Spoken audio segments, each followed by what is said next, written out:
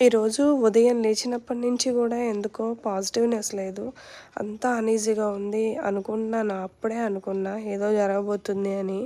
So, ఎగ్జాక్ట్‌గా 10 అయింది. ఇక స్టార్ట్ అయింది పన్ను నొప్పి అనమాట. పన్ను నొప్పి వస్తే టీత్ పెయిన్ అసలు భరించలేం కదా!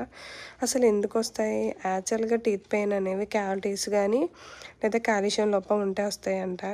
నాకు బాగా ఉంటది కాల్షియం డెఫిషియన్సీ. సో, ఎందుకో ఈ మధ్య బాగా ఎక్కువ టీత్ పెయిన్ వస్తుంది. సో, హాస్పిటల్‌కైతే వచ్చా. సడెన్‌గా గణేష్ కనిపిచ్చాడు.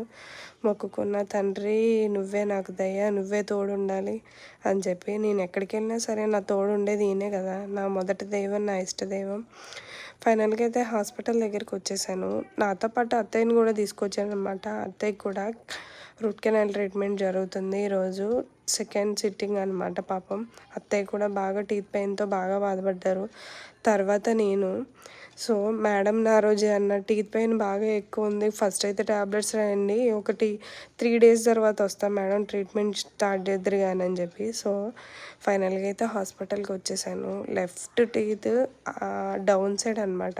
కింద సైడ్ చాలా పెయిన్‌గా ఉంది. చిన్న ఇన్ఫెక్షన్ ఉందన్నారు. ఒక 5 డేస్ వరకు మెడిసిన్స్ అయితే రాశారు.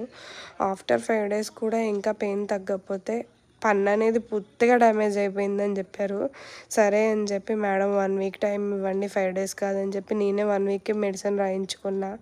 తర్వాత 1 వీక్ తర్వాత వెళ్తే పన్ను ఉంచుతారో తీస్తారో కూడా తెలీదు. నాకైతే చాలా భయమేసింది. అందుకని ఈరోజు ఏం చేయనివ్వలేదు.